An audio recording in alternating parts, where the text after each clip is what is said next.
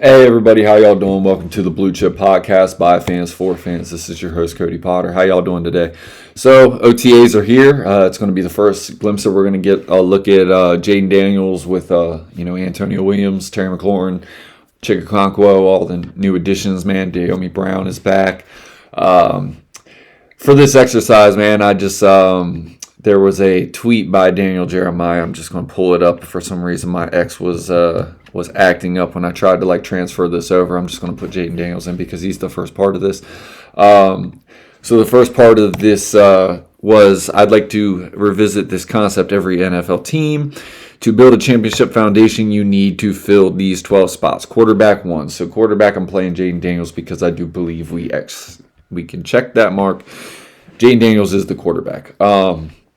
Offensive playmakers 3.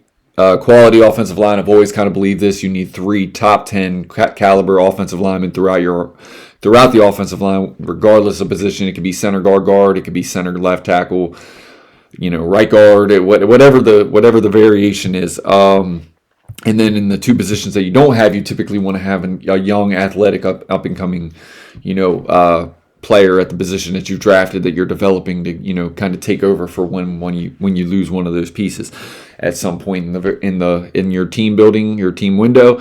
You might accumulate 4 or 5 because of drafting and developing at the young positions. And then pass rusher 2, defensive playmaker 3.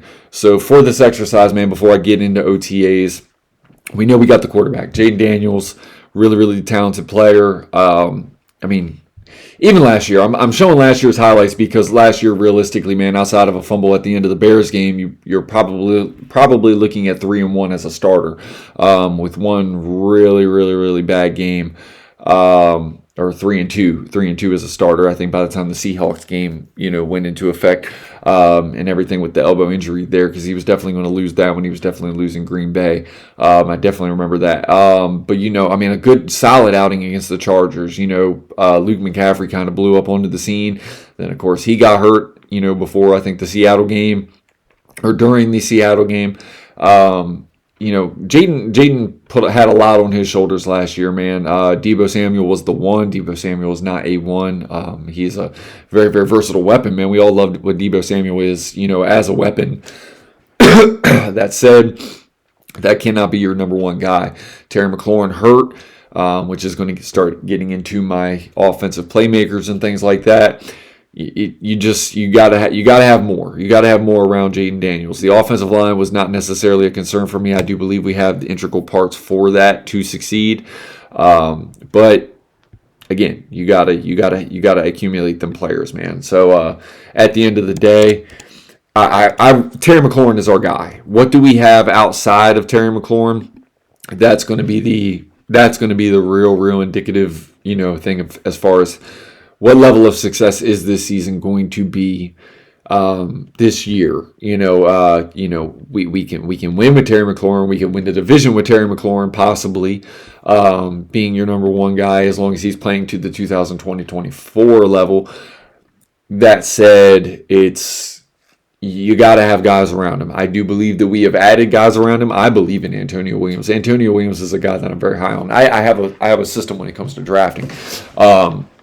Look at what the player is. If the player doesn't develop a single thing in the NFL, what is the player already, and is that player NFL ready? Can that player produce to what he excels at in college football on the NFL level with just your natural progression?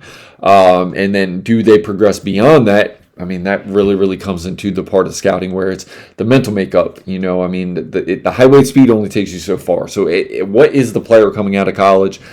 What are they going to be? It's very, very, if they progress none outside of the natural progression of just picking up the speed of the game, can that player win the way that they played in college? I believe Antonio Williams can. Then you look at the mental makeup. I believe we got another guy. The fact that him and Terry McLaurin are both third-round guys, and those are going to probably be our 2 most versatile weapons for this team out wide. That's going to say something.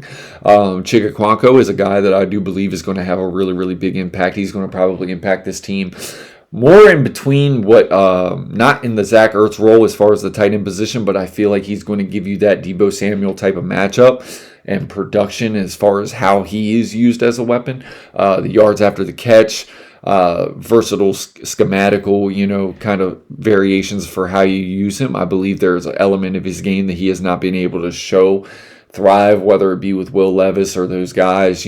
Cam Ward as a rookie last year. We started to see him burst out last year with Cam Ward. But again, there weren't enough things around him to take the top off of the defense in Tennessee. He will have that guy here, and I believe that is going to show on his production sheet. Terry McLaurin is a guy. I believe this is going to be his best. I believe this is going to be his career year. I know 2024 was an amazing season, 13 touchdowns. I don't know if he gets 13 touchdowns collectively. But I do believe, yardage, receiving, everything like that. I do believe those totals are going to be his career best. And then where the touchdowns fall, they're very relative. They're like sacks for me. You can get tackled at the 1 yard line and then they run a run play. Should it have been your touchdown? Yeah, technically you set it up.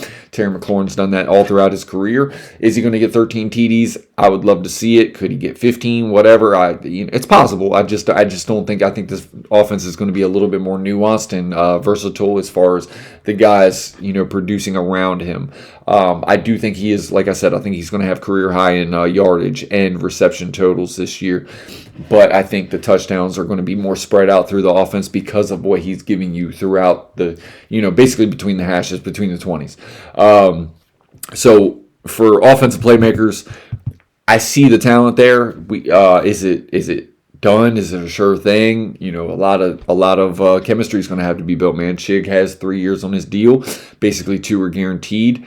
I can see him signing another contract with this team. Antonio Williams is a rookie. It's putting a lot on his plate. I think he's built to handle it. I think he was a number 1 at Clemson. I think they had 3 number 1s at Clemson with very, very diminished quarterback play from what the 2024 season was compared to the 2025 season, and then the expectations that came into it. They ran into LSU, who was very, very hungry to propel their season, and I think everything after that just basically snowballed for Clemson to not excel, injuries, things like that. So which is going to take us to our next player in the clip. We're going to get over to the defense because this is going to be another thing for this team. I do believe we have at least one defensive playmaker that's kind of proven it. It's Mikey Sainristil. Whatever anybody wants to say about Mikey Sainristil, say whatever you want. That said, with Mikey Sainristil, he's been a truly dynamic playmaker for this team. We saw it in the playoffs as a rookie. We saw him forcing fumbles as a rookie. The interceptions started to come once the playoffs got there. Then last year, 4 interceptions to lead the team. This guy is a playmaker from the cornerback position. They need to find a spot for him. They need to marry him to the spot. I've said it multiple times. I'm very, very excited to see what year 3 looks like for him. This was always going to be the year that I think it really, really clicked, and you got to see the highs and the lows really, really come together as far as on tape. Kind of glad he had the bad year as far as what you would think about, stylistically and statistically, as far as the coverage grades and things like that. But Mikey Sainristil is all over the football field, man. He throws his weight around. Not the biggest guy in the world, but I very, very much have faith in him. And then I know Trey Amos across from him can be a really, really good playmaker. Quan Martin showed that he has the playmaker gene in him. And then I know Nick Cross is just going to be a solid football player. I'm not going to put him in the playmaker category because I think Nick Cross is one of those guys that you just need. I look at it a little bit differently. You can look at it like 3 defensive playmakers, 3 offensive playmakers. You can break it down however you want. To me, it's always been you got to have the dominating linebacker to be a dominating defense. I believe we made that pick. I'm going to get into that later. Typically your playmakers are probably going to be from the second and third level, whether it be the safeties, the corners, between the linebackers and things like that. You can have a playmaker up front on the edges and things like that, the 2 pass rushers and things like that, because if they're causing a lot of fumbles, that's playmaking ability. But the pass rushers can come from interior. It could be Deron Payne. We saw it with Aaron Donald, a lot of sacks. We saw it from J.J. Watt. More of a 3-4, defensive end, but, still playing the inside role and things like that because he's not playing outside edge. But again, 2 pass rushers. I think we do have a pass rushing arsenal that we can deploy, with Caleb Chason, Odafe Owe, additions that we've made. We saw Dorrance Armstrong really finally clicking as, probably on pace for a career year last year. If he stays healthy, plays all 17 games. Mikey Sainristil is a guy that I believe is a true playmaker on this defense. I believe it's only going to get better as this defense accumulates the talent. I believe we've accumulated talent. I don't think they're topped off. I don't think they're there. It takes time to develop a culture there on the defensive side of the ball. But I do believe that he is going to prove to be a dynamic playmaker for this team. And then I think that's going to factor into Trey Amos in his second year, taking another leap and showing that he is more than just the above average coverage grades. I think he can get hands on the ball and make plays with it once he does. Quan Martin, he's the wild card for this defense as far as the back end, man. Like, how are they going to use him? Is it going to be a nickel thing? Is it going to be a hybrid, nickel safety role? Nick Cross is going to be your enforcing safety. I've always believed that you need to have at least two enforcing players on the defense, and usually one of them comes from the linebacker position. The other one usually is generally. We've seen some enforcing cornerbacks, man, but that's more of a rare thing. I mean, we've seen Denzel Ward be that guy. We've seen Patrick Tillman be that guy, with the peanut punch and things like that. But generally, it comes from the strong safety position. I have seen some rangy free safeties that throw their weight around. Earl Thomas was kind of in that mold.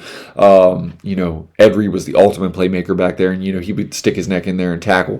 Troy Polamalu was that tone setter on the back end, who could also make plays. So he was giving you a little hybrid role from the playmaker to the enforcer role. Nick Cross, I mean, he can get turnovers. He's fast. He can cover. He can make plays on tight ends. I think he's a little bit more consistent version of what Jeremy Chin is at his best. I've always loved Jeremy Chin as a player.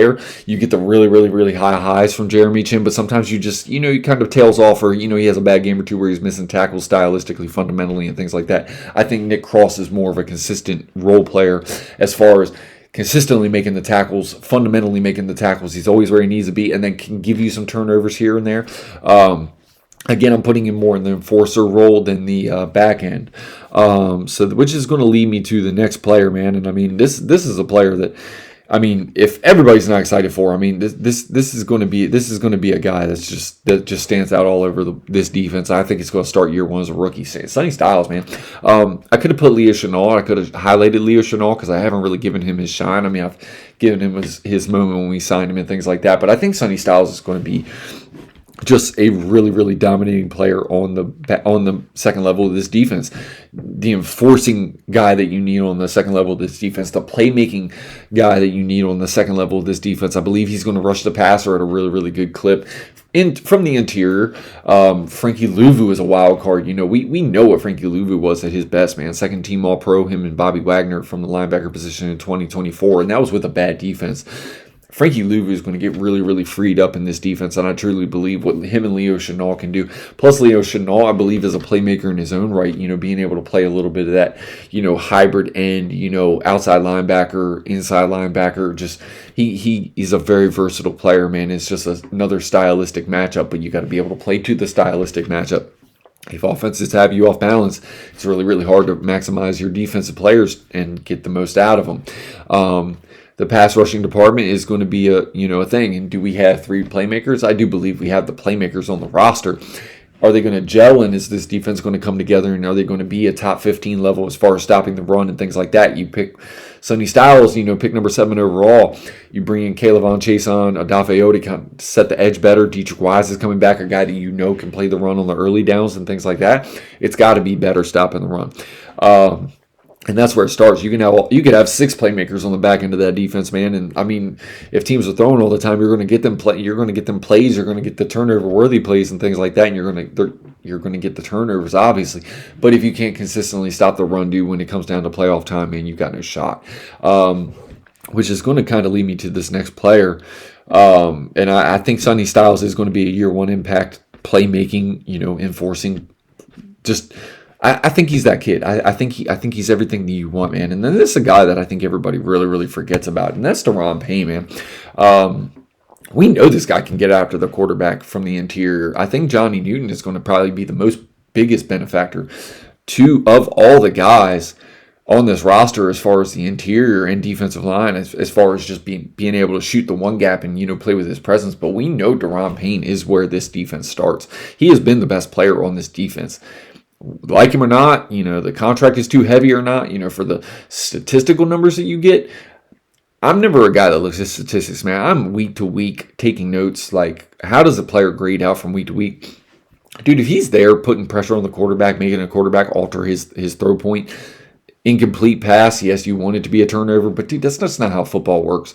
Deron Payne has been a consistent guy, and he's going to be a guy that I think is going to line up inside and outside because I think we're going to run 3-4 sets. I think he'll play some 3-4 defensive end. I think he's going to play some nose tackle. I think he's going to play 4-3 D tackle, which is something he's pretty much been a staple at on this defense. But I think there is going to be some 3-4 variations, and I think it's going to really, really open things up for him as well. I've always loved Deron Payne. Think about him whatever you will. Everybody's got their own opinion. I'm not here to change opinions. He has been our most disruptive and most consistent defensive player the whole time he's been here, whether it be John Allen, whether it be Chase Young, whether it be Montez Sweat, whether it be anybody. Deron Payne has been the most explosive guy on the front end of this defense, and now this year, I believe we have some guys put around him that it's finally going to show and be able to open things up for him and not just have teams focusing on him consistently double teaming him, because they did the same thing with Ryan Kerrigan back in the day, man. Ryan Kerrigan had no help until it was the end of his career. And by then, it just was what it was. And then back to the offense, man. I think this is the wild card for the offense. This highlight kind of started coming up on his own. But, this is the wild card for the offense as far as if you're going to have playmaker number 3 for this offense. Jacory Krosky-Merritt, man, you're talking about a tale of two ends of the season, man. The beginning of the season when he finally got his touches, very, very explosive, man. He really, really took the NFL by storm early in the season. Middle of the season, you started to get some fumbles. You started to see Chris Rodriguez just hitting the hole and doing the things that running backs have to do down in and down out before you get the big plays and things like that. That's where Jacory Krosky-Merritt kind of fell off. And then you saw the end of the season where he started to do the things that are you have to do as a running back, down in and down out. I think Kaytron Allen is going to have a very, very big impact on this team, but this is your home run hitter right here.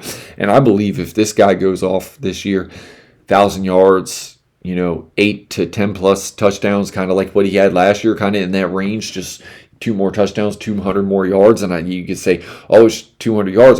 It's 200 yards. You got to be able to do the things down in and down out, and you got to produce week in and week out, and you got to hold on to the football, man. In the middle of the stretch of the season where Jacory Krosky-Merritt started to lose touches, it was because he was constantly looking for the home run ball, man. I remember Antonio Williams' second year.